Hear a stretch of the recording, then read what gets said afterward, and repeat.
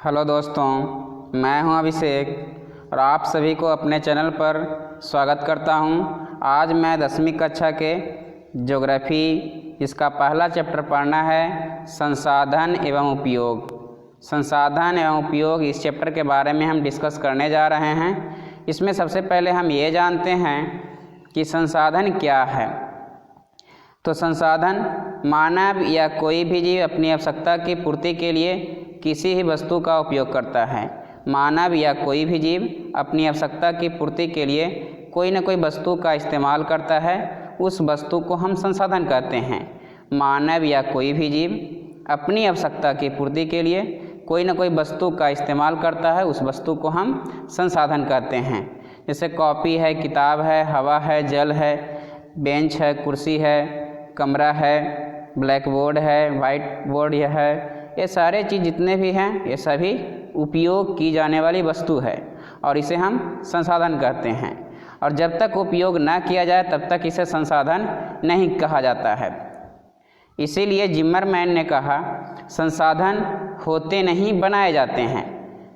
बेकार में बहुत ऐसे वस्तु रखा हुआ रहता है, लेकिन जब तक हम उसे उपयोग नहीं करते हैं तब तक वह संसाधन नहीं होता है। यदि हम उपयोग कर लें तब वह संसाधन कहलाता है। तो जिमरमैन ने कहा, यह भूगोल शास्त्री थे जिन्होंने कहा कि संसाधन होते नहीं बनते हैं।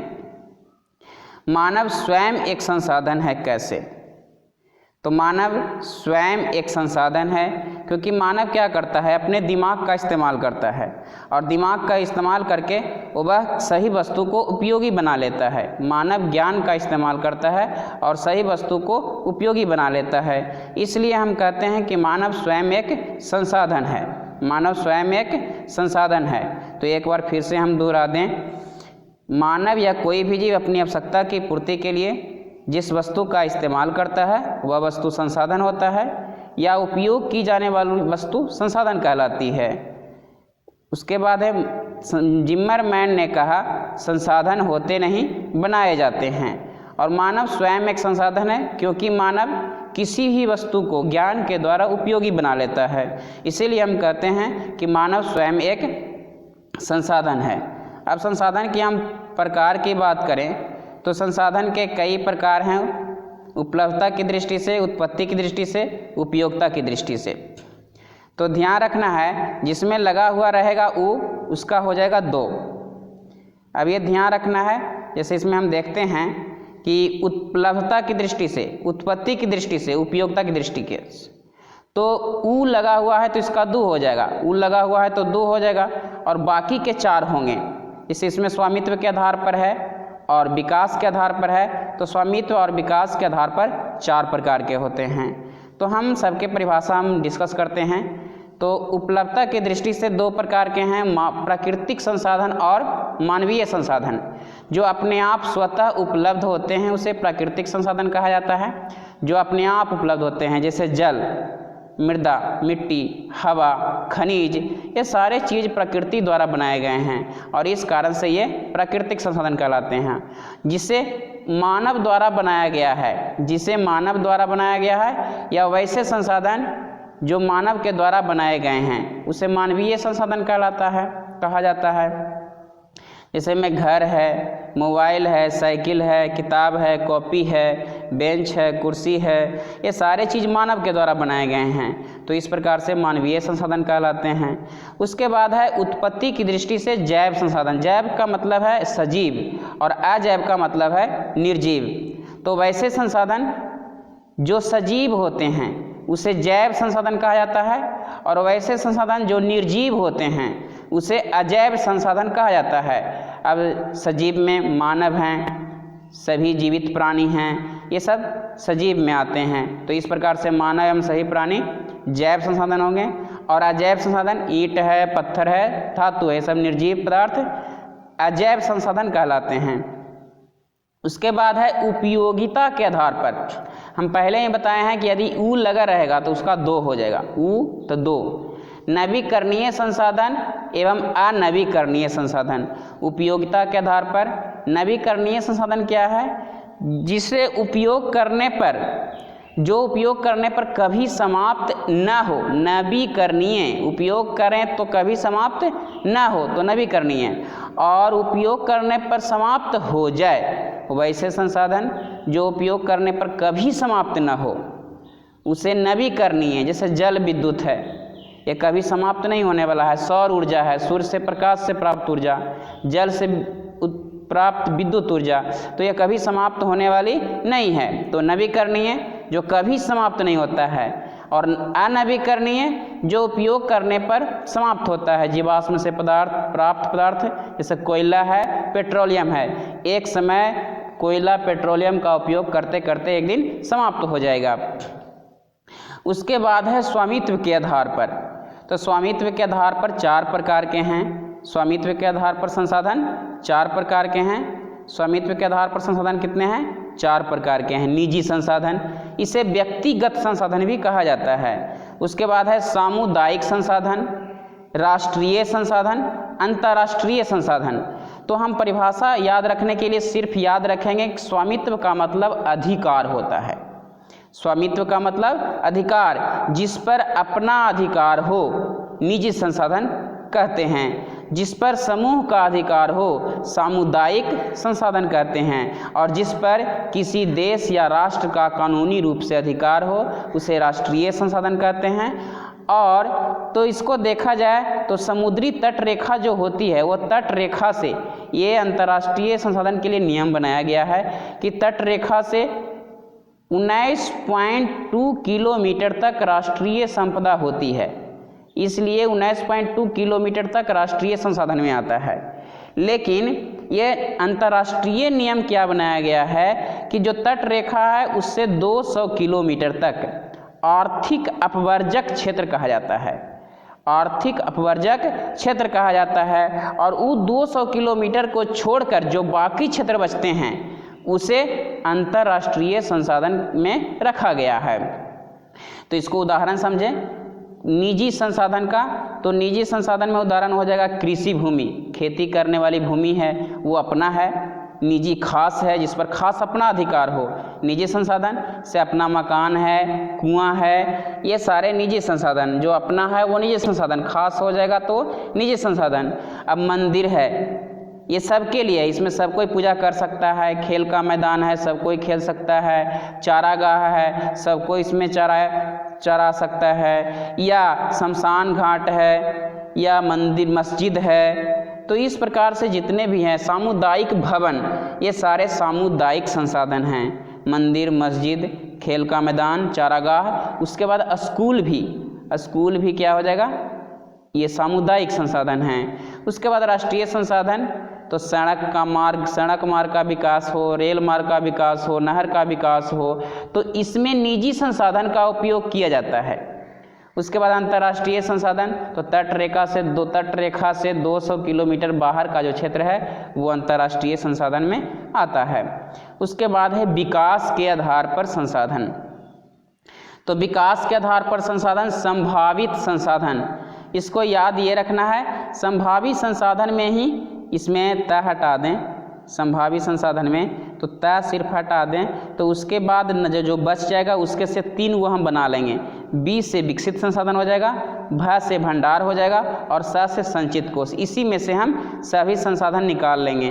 तो संभावित संसाधन क्या है? जिसे जो वैसे संसाधन जो किसी क्षेत्र में मौजूद होते हैं और उपयोग में लाए जाने की संभावना हो उसे संभावित संसाधन कहा जाता है। हिमालय क्षेत्र का खनिज, संभावित का मतलब ही संभावना हो, जिसे उपयोग में लाने की संभावना हो, संभावित संसाधन कहलाता है हिमालय क्षेत्र का खनिज। और उसके बाद है गुजरात और राजस्थान में पवन ऊर्जा एवं सौर ऊर्जा का स्रोत है।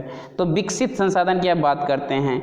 जो सर्वेक्षण के उपरांत उपयोग करने के लिए वो जो तैयार गुणवत्ता से पूर्ण हो जाता है उसी को विकसित संसाधन कहा जाता है। जो सर्वेक्षण के उपरांत उपयोग करने के लिए निश्चित कर लिया गया हो उसे विकसित संसाधन कहा जाता है। भंडार संसाधन क्या है? तो भंडार संसाधन वैसे संसाधन जिसे एक भंडार के रूप में रखा जाता है, इसे भविष्य की निधि भी कहा जाता है। जैसे एक बड़े रूप में मौजूद होता है, जल है तो जल, अब जिससे जल से क्या है तो हाइड्रोजन और ऑक्सीजन से ये जल बनता है, तो भविष्य में हाइड्रोजन और ऑक्सीजन की प्राप्ति इससे की जा सकती है। तो भंडार संसाधन को भविष्य की निधि कहा जाता है। तो भंडार संसाधन के बाद है संचित कोष संसाधन। भंडार संसाधन का यह हिस्सा है संचित कोष संसाधन। संचित कोष संसाधन क्या है तो भंडार संसाधन का एक अंश है, हिस्सा है, जिसे उपलब्ध तकनीक के द्वारा उसे उपयोग में लाया जाता है। जैसे कभी कभी बाढ़ आती है तो उसे नहरों में, तालाब में जल जमा कर लिया जाता है और बाद में इसे किसी तकनीक द्वारा या साधन द्वारा हम इसे सिंचाई के लिए उपयोग में लाते हैं, मोटर से या कोई भी सुविधा उपयुक्त साधनों से। उसके बाद है संसाधन संरक्षण क्या है। तो संसाधन संरक्षण की हम बात करें तो संसाधनों का बचाव करना संसाधन संरक्षण कहलाता है। संसाधनों का बचाव करना, तो हम लोग क्या करते हैं, संसाधनों को अतिशय उपयोग करते हैं। संसाधनों को अतिशय का मतलब अत्यधिक। अब पेड़ पौधा है उसको हम अत्यधिक कटाई कर रहे हैं तो अनुचित उपयोग हो गया। अब जल है तो हम उसका भी अनुचित उपयोग कर रहे हैं। तो इस प्रकार से अब सिंचाई करना है तो अधिक से अधिक सिंचाई करके छोड़ दे रहे हैं। तो संसाधनों का अतिशय उपयोग, खनिज का उपयोग है तो ज़्यादा उपयोग कर रहे हैं। इस प्रकार से संसाधनों के अतिशय उपयोग से विभिन्न प्रकार की समस्याएं होती है, जिसमें सामाजिक समस्या हुआ, आर्थिक पर्यावरणीय, सामाजिक आर्थिक पर्यावरणीय समस्याएं उत्पन्न होती है। और इन समस्याओं को हम क्या करते हैं, प्रयास करते हैं रोकने का, इन समस्याओं को दूर करने का या रोकथाम करने का प्रयास करते हैं। इसे संसाधन संरक्षण कहा जाता है। तो संसाधनों के अतिशय उपयोग से, संसाधनों के अतिशय उपयोग से विभिन्न प्रकार की समस्याएं, आर्थिक, पर्यावरणीय, सामाजिक समस्याएं उत्पन्न होती है।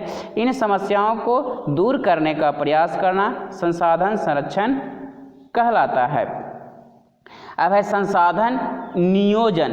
नियोजन का मतलब है ज्ञान के द्वारा उपयोग करना या विवेक के द्वारा उपयोग करना।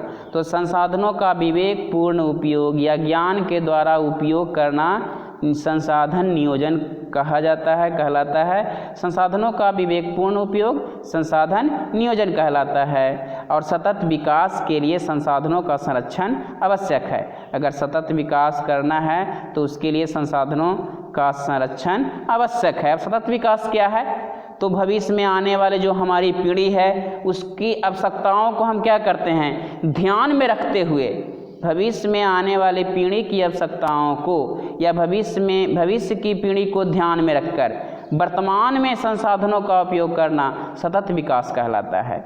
तो भविष्य में आने वाली पीढ़ियों की आवश्यकताओं को बिना बाधित किए हम अपनी आवश्यकता की पूर्ति करते हैं, जिसी को कहा जा रहा है कि भविष्य की पीढ़ी को ध्यान में रखकर वर्तमान में संसाधनों का उपयोग करना सतत विकास कहलाता है।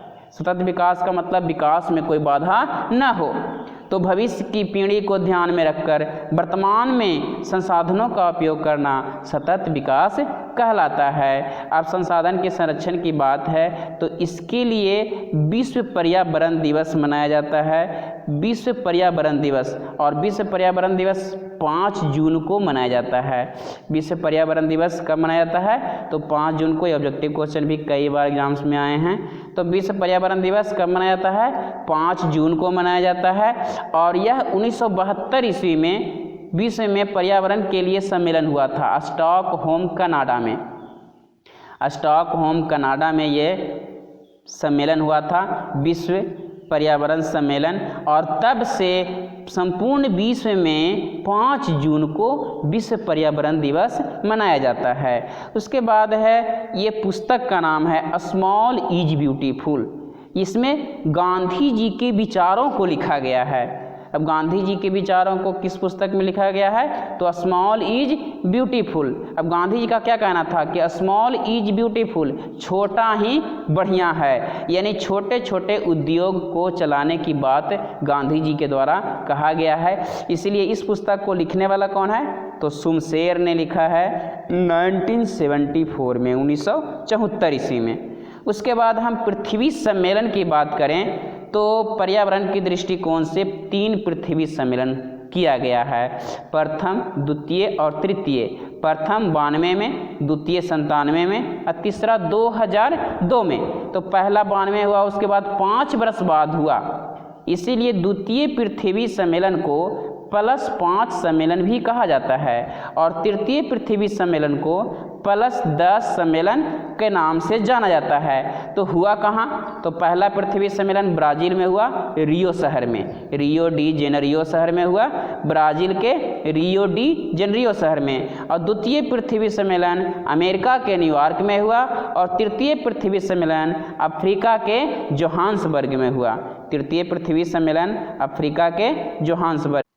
अब हम भारत संसाधन एवं उपयोग के ऑब्जेक्टिव के बारे में डिस्कस कर लेते हैं। तो इसके कुछ ऑब्जेक्टिव हैं, आप किताब सामने रख के ऑब्जेक्टिव मिला लें। जिसमें पहला क्वेश्चन है, कोयला किस प्रकार का संसाधन है? तो कोयला, उसमें ऑब्जेक्टिव में ऑप्शन होगा अनवीकरणीय, तो अनवीकरणीय संसाधन है कोयला, अनवीकरणीय संसाधन है। सौर ऊर्जा निम्नलिखित में कौन सा संसाधन है? तो सौर ऊर्जा को कोयला तो अनवीकरणीय हो गया। सौर ऊर्जा ये पुनः पूर्ति योग्य या नवीकरणीय भी कहा जाता है इसको, लेकिन नवीकरणीय उसमें ऑप्शन में नहीं है, तो पुनः पूर्ति योग्य हो जाएगा। उसके बाद है तट रेखा से कितने किलोमीटर क्षेत्र सीमा अपवर्जक आर्थिक क्षेत्र कहलाता है? तो 200 किलोमीटर है। 200 किलोमीटर का क्षेत्र जो है आर्थिक अपवर्जक क्षेत्र कहलाता है। डाकुओं की अर्थव्यवस्था का संबंध किससे है? तो संसाधनों के अनियोजित विदोहन से है। और समुद्री क्षेत्र में राजनीतिक सीमा के कितने किलोमीटर क्षेत्र राष्ट्रीय संपदा होती है? तो 19.2 किलोमीटर है। Thanks for watching, all the best.